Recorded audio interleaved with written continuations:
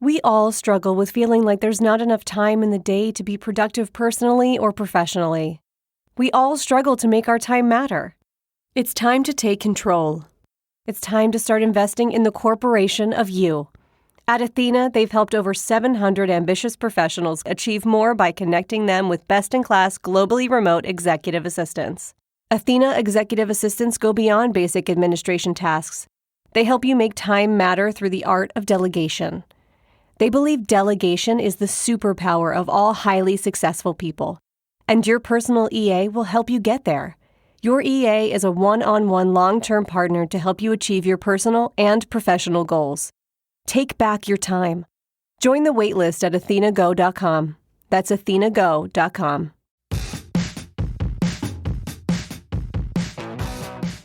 Hey folks, it's Matt Zachary, and welcome to VAX On, a brand new weekly segment of my podcast Adaptations right here on the OffScrip Media Network. Hey, I'm Elura Nanos. I'm a lawyer, a journalist, a mom of a teenage narcoleptic, and a professional big mouth.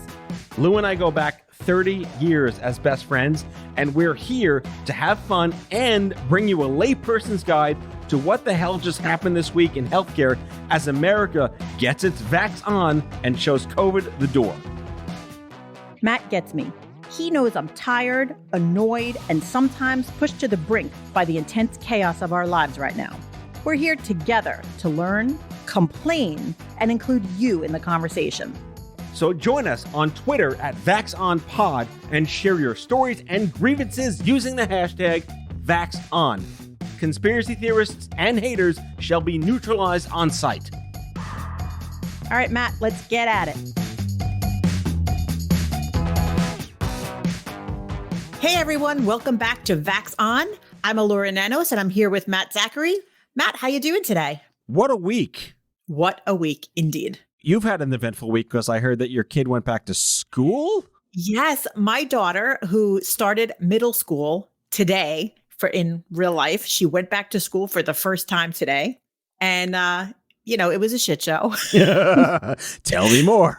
Yeah, so it was really very funny. And I say this understanding that my school district is really trying its best. And for the most part, they're doing a great job. But this was really COVID comedy at its finest. So they told us three things. They said, number one, the kids are not going to change classes. The teachers are going to change classes around the kids. Number two, the kids are going to be 6 feet apart. And number three, they're going to have plexiglass around the desks. Like little bank tellers. Yeah, exactly like little bank tellers. And then last night we got an email that was like, by the way, everyone's coming back to school, so there's not going to be 6 feet between the kids. The plexiglass company didn't deliver the plexiglass. And then my daughter came home today and I said, so the teachers changed classes? And she said, oh, no, we changed every class. So they did exactly nothing that they said that they were going to do to prepare. So they said COVID. Everything they were going to do and then did the opposite. The exact opposite. That's good. And that's planning. That's planning for you. That's quality. At this point, planning. I was like, whatever. Like, sure. Just try not to get the COVID, okay? But was she prepared? How did you emotionally prepare her? Because you said she started middle school, but she's really been in middle school, and now it's the middle of a semester of middle school. Lots of middles there. And now she's going physically back into school. Yeah, it was weird. And it did take a little emotional preparation because as much as I'm so joyful to see her go to school, and that's just such a wonderful sign and a wonderful thing, she was a little hesitant because she spent, a year hearing be careful and it's dangerous and this is why she can't see her friends. So it's not like I can expect her to just, flip a switch and go back and not be nervous about it. But she did well. We tried to be really lighthearted about it. So she's not a particularly anxious kid. So she went back. She was happy. She came back. She said she had a wonderful day. She can't wait to go back tomorrow. I told her she needs to be more on guard for the mean girls than she does for the respiratory droplets. Oh my God. Okay yeah. With that. And listeners know my kids will be starting 6th grade this coming fall. We're going to get to the fact that schools are reopening in the fall. And that's another news droplet to talk about later.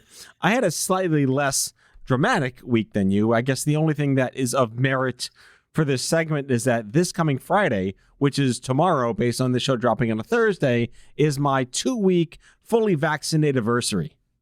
That's so awesome. And yours it's mine too. Yes. Yeah, because we're vaccine twins. We are. So it means we can like go out in public and be like those people in the pharmaceutical commercials and frolic in fields of daisies. It's always a wheat field. Why is it always a wheat field? I don't know. Why do the women always have like bright white hair? Like they have the most beautiful white hair you've ever seen. They look so happy about it. I think it's the psyops of a pharma commercial. It's got to be. I don't know. It's something. It's always like people with dogs, and they're always running, and it's like sunset. Always, and they're always dancing in a gazebo. Why is that? Yes, there's like a lot of lawn ornamentation. Like there's gazebos and pagodas and a lot of expensive lawn furniture in the pharmaceutical. And you forgot lanais, but we can forgive the lanais. Okay, a lot of lanais. Shout out Golden Girls. Shout out to the Golden Girls. Can you believe that it's been a year? This week marks the COVID 1-year anniversary. It's amazing to think that. So I found a photo of, you know how Facebook surfaces photos of you a year later? Yeah. There was a picture of me on a school trip. I took my first school trip with the kids a year ago. And then we shut down the country the next week. And I'm like, that was a year ago? Isn't it weird though? And you look back at the picture and you look back at it with the same sort of emotion that you do when you see like a photo of your deceased grandmother. It has like the same emotional how was effect, that life? Right. And where you're like, I loved this, but it's gone. Yeah. My last night of the world, 1 year ago today, I was at a black tie gala. As you know, I play in a symphony orchestra. And last year, 1 year from today, was our very first fundraising black tie gala. And and it was like the last night of the world. We were all out. We were all together. We were all making music. And it was this wonderful celebration. And then the world ended. Yeah. I would have to go back to the calendar to see what I was doing on this day a year ago.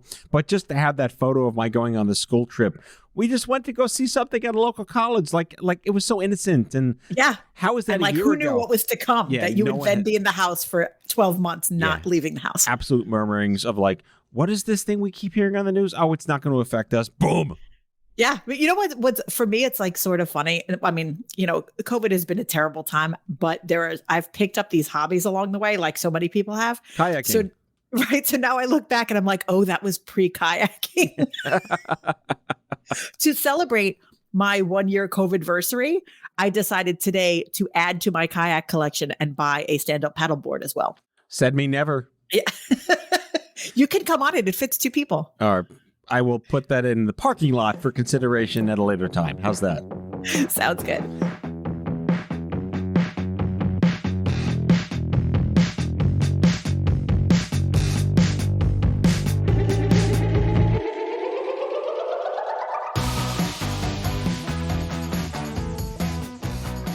All right. So moving on, what are we talking about today?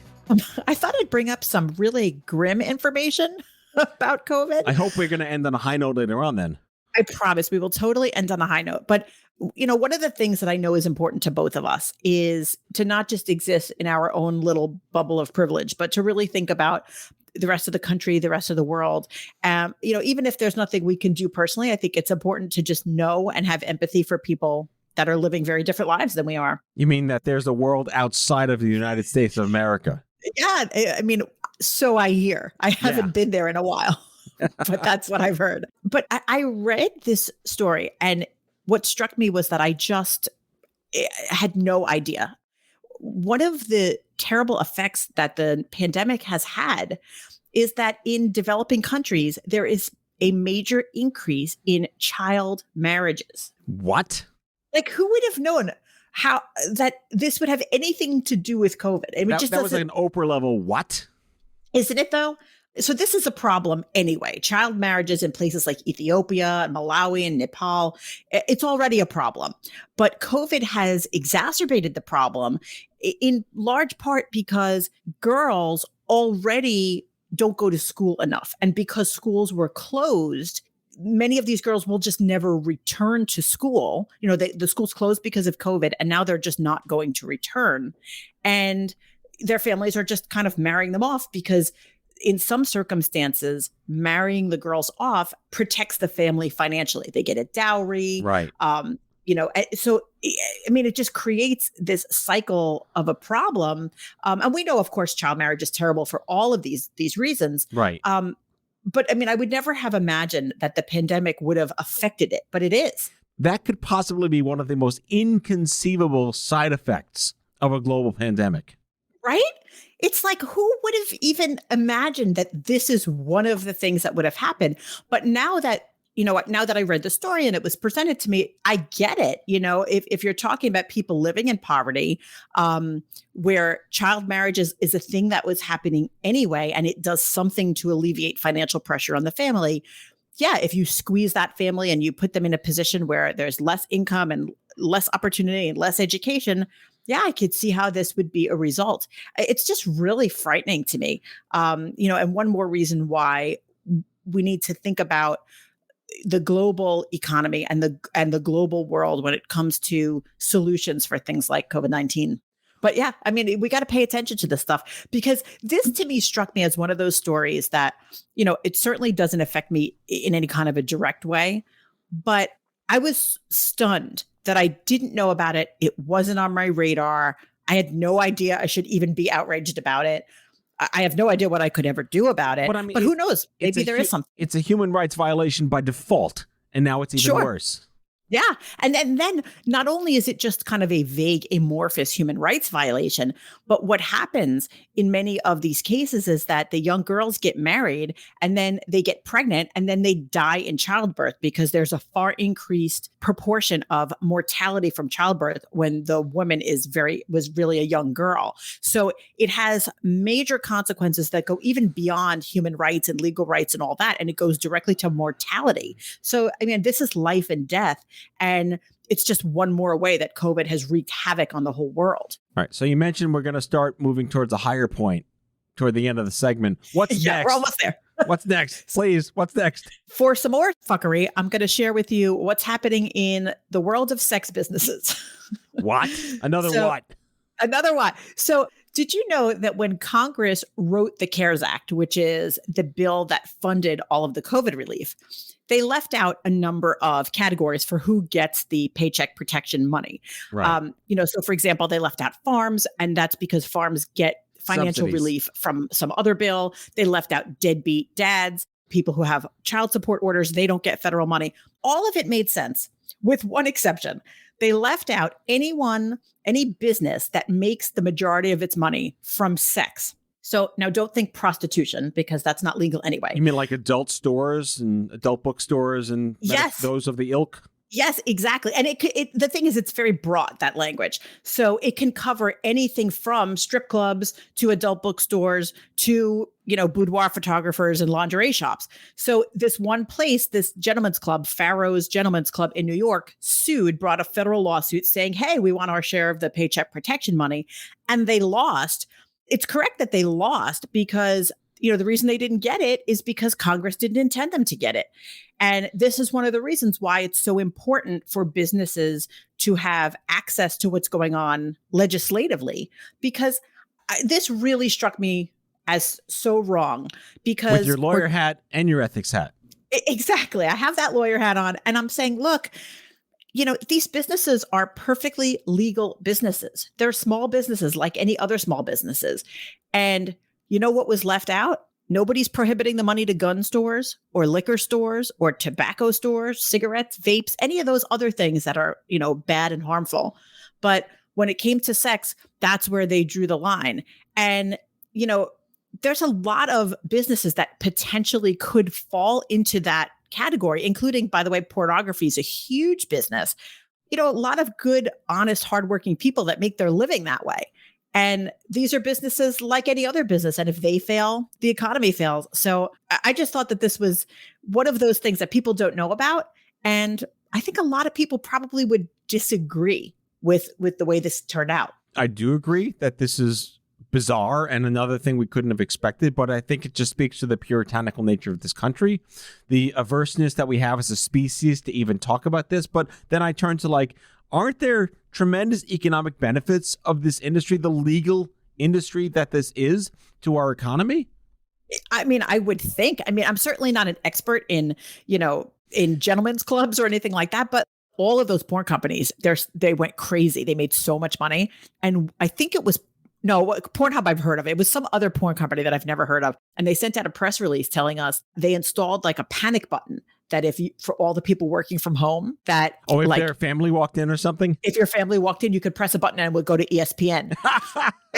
and I'm like, you know what? These fucking people with the porn businesses, like the rest of the world should follow them because these people know how to run a business. Could learn a lot from the porn industry. We can. But my sense is these are businesses. If the businesses are so bad that they should be illegal, then make the businesses illegal.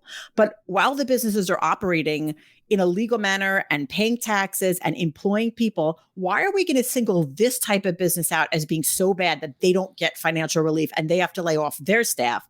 But for example, a gun store doesn't have to lay off its staff. It just seems so arbitrary. Well, it's like pick your vice. Right. It really pissed me off. And I think, you said, why is this country so puritanical? And my question is, are we? Or are just the legislators so puritanical and they think that this is the way to get votes? I wonder how many people would even agree with this. But if you're going to support, small businesses in general, you kind of have to support all of them. Otherwise, your logic about how small businesses keep the economy flowing, otherwise it makes me think you don't really mean it. This is another issue that just should be on our radar. Who knows? Maybe we can do something about it someday. Yeah, I just love the intentional henpecking that went into the. I mean, can you imagine the guys in the room, and there was probably all white men making these decisions, of course. No, because that's the way the government works. And let's figure this out. Harumph. No this, no that. Yes, this, yes, that. Yeah, but remember, this is the only one that was left out. Right. It's crazy. They're by the way, not the sex stuff. Right. And it's funny because, it's not like businesses when they register for their business license, they say check the box, sex business, yes or no. It doesn't say that. So it's sort of funny. Well, how far does this go? Do they mean Victoria's Secret too? Right. Yeah, it's a slippery slope. Yeah. Romance novels. How about them? How about the cast and crew of Bridgerton? How about them? Come on. Oh no, sorry. That's literature. Come on. Yeah. On that note, we'll be right back after some ads. All right, Lou, we're back. And we promised our listeners that we end on a bit of a high note. We started out pretty dark and deep in the international waters of child marriage and not okay stuff. We kind of moved to the porn industry, which one might argue could be slightly better than child marriage. But now we have some great news from the CDC. We do. Our friends at the CDC said we can finally go out and play. Yay! I'm so happy. But what does that mean? Let's break that down. So the CDC issued an update, and they said that fully vaccinated people can meet freely in private settings with other fully vaccinated people, and no need to wear masks. They can be together indoors. In other words, go about your life as long as everyone is vaccinated. Of course, they're saying still wear masks out in public, reduce your travel, and, continue to take precautions when you're in the general public. But if you're with friends and family who have all been vaccinated, you can live pretty normally indoors. As every grandma and grandpa in this country finally gets to exhale. Yeah, it's huge. This is the best news because as much as I can't wait for, rock concerts and Broadway shows and parties, I can't wait for those things. But the things that I have missed most are spending time with my friends and my family and being together for meals and watching movies together. And I'm so thrilled to be able to do that. But it also picks up on what we talked about on last week's episode, which is how do you prove that you've been fully vaccinated if you have maybe a skeptical parent or you go to some special dinner, like this idea of the government issued vaccine passport ID card that there'll probably be a black market for. But to the extent that if you do travel, will TSA want this so they could seat you on the airplane in the vaccinated section, perhaps? I'm making this up. How are we going to be able to get to a place where people are confident we're just telling the truth that we've been fully vaccinated? Matt, are you telling me that my relatives are going to lie about getting vaccinated? I know your relatives. Please tell me they're not going to lie. I just want them to come over for brunch. Do I have to? They if they're going to lie, they're not going to be beyond printing up fake vaccine cards. I'll tell you that much. Yeah, I want to see their COVID arm in person. Yes, you had COVID arm too, didn't you? Oh, I did. It was ridiculous. But I sort of love it. I was actually sad I didn't get it as badly after the second dose of the vaccine. And I kind of was like, oh, that was like my badge of honor for my COVID shot. Nice. I also want to point out to our listeners that, everything the city says is a moving target. These are guidelines of the moment, of the week. They can change. So when they change, don't get pissed that they said this last week, because they made this week based on the data they have. Yeah, I think that's a really important point. It doesn't pay to get frustrated. It pays to, have joy in the moments that we can right now and sort of try our best to just live in this moment. The big question is, Matt, what are you going to do first? Now that your vaccine has fully kicked in, I know you have family members whose vaccines have also kicked in. What's your top priority? What's at the top of your list? Well, at the top of my list is going on vacation. And I think I mentioned this last week that we're going to Hershey Park. And we're going to Hershey Park for the first time in God knows how many years, let alone pandemic. And we feel confident that having been vaccinated, we will not be at risk if anyone else in the park has not been, but we will follow all the safety measures and wear our masks and wash our hands and stay distant per the rules of the park, first and foremost. But the level of confidence we have being in public while vaccinated gave us that permission to take this opportunity. I think that's so great. And, while vacations are such a luxury, big vacations and small vacations and all of it, it's such a luxury. But for those of us, especially those with children, it's such an important part of our lives because it's not only the being there, but it's the looking forward to, it's the taking pictures and looking back at those memories. Right. All of that is, it's what you live for. And it's been a real loss to not have it over the last year. Oh, hands down. I mean, again, giving our children the anticipation of finally doing something has elated them. It's given us so much pleasure to see their joy in not being able to wait because they're so excited that in, 2 weeks from today's show, we're going to be in Hershey, Pennsylvania. Yeah. Packing the suitcases alone becomes this like incredibly fun activity, right? Like just the anticipation is so great. One of the things that we're doing, and I can't wait, I'm so excited. Like everyone else, during the pandemic, I cleaned out some closets. Right. And one of the things that I did was I got together all my old movies and DVDs and all that stuff, and I gave them to someone who does media transfers. So now I have all these old home movies on a flash drive, and we could watch them, and I can invite my family over to now watch these old movies that we haven't seen in 20, 30, 40 years. And I'm going to cook for them, and we're going to eat together, and it's going to be like normal old times. And I really can't wait. I mean, one of the most treasured things I have in my life are you and my high school friends, our little clan. And ideally, we'll all be fully vaccinated within probably by May. And we used to meet once a year for this epic like band reunion dinner. And we haven't had that in 2 years. And now we have the chance to do that again. That's what I'm looking forward to. I think that when we do it, we should not just have it be a dinner. I think that at this point, that's really not enough. I think that it's not going to be a full band reunion unless we bring our instruments and play something. I will allow you to make the selection. I'll dust off my mouthpiece from 8th grade baritone horndom. I will bring my piccolo and we will find something great to play. I wonder if you can lease a baritone horn for a day. Listen, I'm sure there's a market for it. There's a market for everything. Yes. And hopefully those employees got PPP. It depends. Maybe it's a sexy baritone. Who knows? That's our band name, the Sexy Baritones. Makes sense, too, if you think about it. Sure it does. Why not? Anyway, I think we've had enough of each other for this episode of VAX On. What do you think? Never. It's never enough, Lou. Never enough. It's never enough.